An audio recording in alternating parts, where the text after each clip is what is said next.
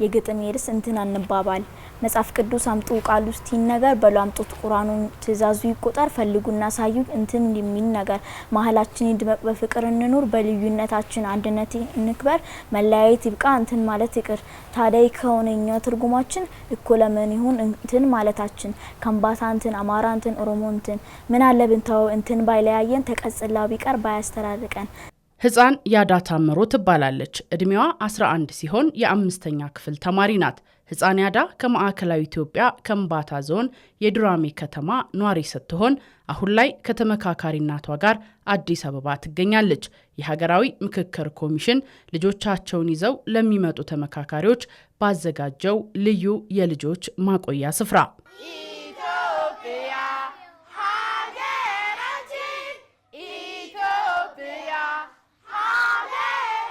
በዚህ ማዕከል ውስጥ የተለያየ ቋንቋ ባህልና ባህሪ ያላቸው ህፃናት በአንድ ላይ ተሰባስበዋል።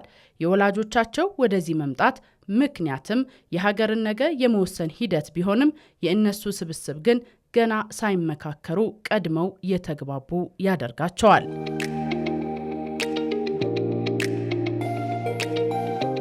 እነዚህ ህፃናትና ታዳጊዎች ስለ ሀገራዊ ምክክሩ ያላቸው እይታ ግልጽና ቀጥተኛ ነው። የወላጆቻቸው ውይይት ሰላምና ፍቅርን፣ አንድነትን በጽኑ እንዲመልስላቸው ትልቅ ተስፋ ጥለዋል። ሀገርን ለመገንባት በሰዎች ውስጥ ያለውን መጥፎ ሀሳብ ለማጥፋት እና በምክክር ሀገር ገንብቶ ሰዎች መሃል ያለውን ግጭት ለማጥፋት መቃንኮ ሰኚ ቡልቻን ጀዳማ ስሜ ሰኚ ቡልቻ ይባላል። የመጣሁት ከወለጋ ነው። እዚህ አዲስ አበባ የመጣሁት ከእናቴ ጋር ሲሆን እናቴ ትመካከራለች። እናቴ በአካባቢዋ ሰላም እንዲሰፍን ነው ተወክላ የመጣችው። ስለሆነም ሀገራችን ሰላም እንድትሆን ሀሳብ ታዋጣለች። እየተመካከሩ ነው ለግንባታ ጥፋት ካለ ለማስተካከል። ስሜ ያሬድ አፈወርቅ ይባላል። የመጣሁት ከአርባ ምንጭ ነው። አባቴ በሀገራዊ ምክክር ተሳታፊ ነው። በምክክሩ አባቴ ጨምሮ በርካታ ሰዎች ችግሮችን ለመፍታት ይወያያሉ። ችግሮች ካልተፈቱ ለኛ ለልጆች አስቸጋሪ ይሆናል። ተመልካቾቻችን አሁን የሚገኘው በሀገራዊ የምክክር ኮሚሽን የሚሳተፉ ተመካካሪዎች በተለይ ደግሞ ልጆቻቸውን ይዘው የመጡ ልጆቻችን የት እናስቀምጣለን ብለው እንዳይጨነቁ በተዘጋጀው የልጆች ማቆያ ስፍራ ነው። በዚህ የልጆች ማቆያ ስፍራ ከ5 ዓመት እስከ 18 ዓመት የሚደርሱ ህፃናትና ታዳጊዎች ይገኛሉ። ወላጆቻቸው ስለ ኢትዮጵያ ትልቁን ነገር እየመከሩ ይገኛሉ። እነዚህ ህፃናትና ታዳጊዎች ደግሞ በዚህ ጠባብ ክፍል ስለ ኢትዮጵያ የተለያዩ ባህልን፣ ባህሪና አስፈላጊ የሚባሉ ጉዳዮችን እየተነጋገሩ ነው። እነዚህ ህፃናት ወላጆቻቸው ከሚመክሩት ጉዳይ ትልቅ ተስፋ እንዳላቸው ነግረውኛል። በተጨማሪም ደግሞ የተሻለች ኢትዮጵያን መረከብ ይፈልጋሉ። እኔ ከምክክሩ ትልቅ ተስፋ አለኝ። በምክክሩ ትልቅ ተስፋ አለኝ። የተሻለች ኢትዮጵያ እንፈልጋታለን። የምክክሩ ትልቅ ተስፋ አለኝ። የተሻለ ኢትዮጵያ እንፈልጋለን።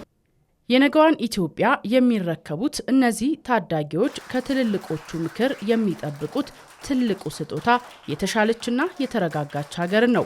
ልዩነቶችን በንግግር መፍታት እንደሚቻል ከወላጆቻቸው መማር የሚፈልጉት እነዚህ ህፃናት የምክክሩ ውጤት የነገ ህልማቸውን የሚያሳካ እንዲሆን ይመኛሉ።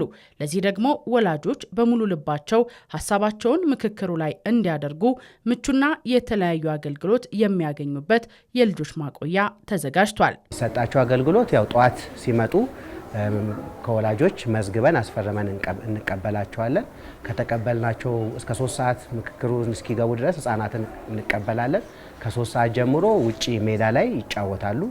ኳስ ሜዳ ስታንዳርዱን የጠበቀ ሜዳ አለ። እዛ ጋር የተጫወቱ ይቆያሉ። ልክ 4 ሰዓት ተኩል ሲል ላይን አፕ ሰርተው ወደዚህ ወደ ማረፊያ ክፍላቸው ይመጣሉ።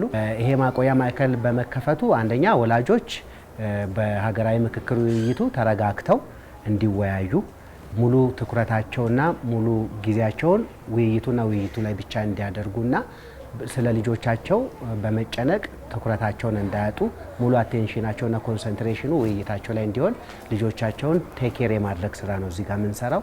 ስለዚህ ልጆቹን ምግብ ቁርሳቸውን እናበላቸዋለን። በምሳ ሰዓት ምሳቸውን ይበላሉ። በመክሰሳ መክሰሳቸው ሪፍሬሽመንት ሻይ ቡና ቲ ብሬክ ይጠቀማሉ። ከዛ ውጪ የተለያዩ ድራማዎችን የተለያዩ በአካባቢያቸው የሚገኙ የቱሪስት መስህቦችን የሚጎበኙ ቦታዎችን እንደገና ደግሞ የሀገራቸውን ወይም የአካባቢያቸውን የብሔራቸውን ቋንቋ፣ ባህል፣ ወግ፣ ታሪክ የአንዱ ለአንዱ ሼር ይደራረጋሉ። የህፃናቱ ንጹህ ምኞትና ትልቅ ተስፋ ለሀገራዊ ምክክሩ ተሳታፊዎች ተጨማሪ የኃላፊነት ስሜትን የሚፈጥር ነው።